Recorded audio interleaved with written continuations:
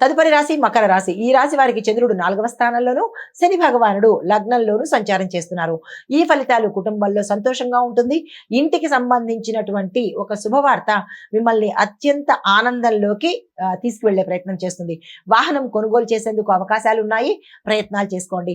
తల్లి ఆరోగ్యం చాలా చక్కగా ఉండబోతోంది. వ్యాపారంలో లాభాలు వచ్చే అవకాశం కనబడుతోంది.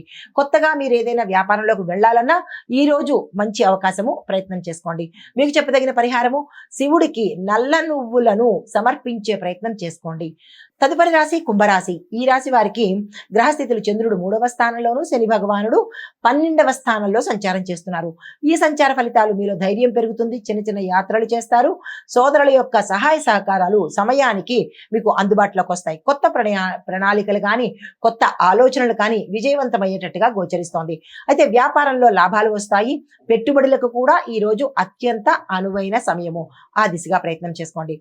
మీకు చెప్పదగిన పరిహారము, గణపతి ఆలయంలో 5 గరికమాలలను మీ పేరిట సమర్పించినట్టయితే కనుక జాతకరీత్యా కానీ, గోచారరీత్యా కానీ ఇబ్బందులు ఉంటే తొలగిపోయి సానుకూలమైన ఫలితాలు పొందుతారు. నమస్తే.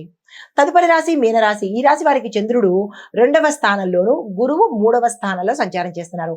ఈ సంచార ఫలితాలు వాక్ ప్రతిభ, అంటే మీ యొక్క వాక్కుకు మంచి ప్రతిభ, గుర్తింపు వచ్చే అవకాశం కనబడుతోంది. ధనలాభము, కుటుంబంలో శాంతి, దీంతో పాటు కొత్త పరిచయాలు ఏర్పడే అవకాశం కనబడుతోంది. ఆ పరిచయాల వల్ల లాభాలు చేకూరే అవకాశం కూడా కనబడుతోంది. అయితే వ్యాపారంలో లాభదాయకమైన ఒప్పందాలు కుదురుతాయి. దాన్ని వదులుకునే ప్రయత్నం అస్సలు చేయకండి.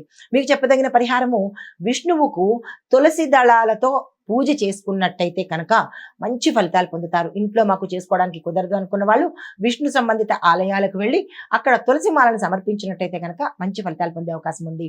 ఇది మేషాది ద్వాదశ రాశుల వారికి చెప్పదగిన గోచార రీత్యా ఫలితాలు, పరిహారాలు, సూచనలు. నమస్తే.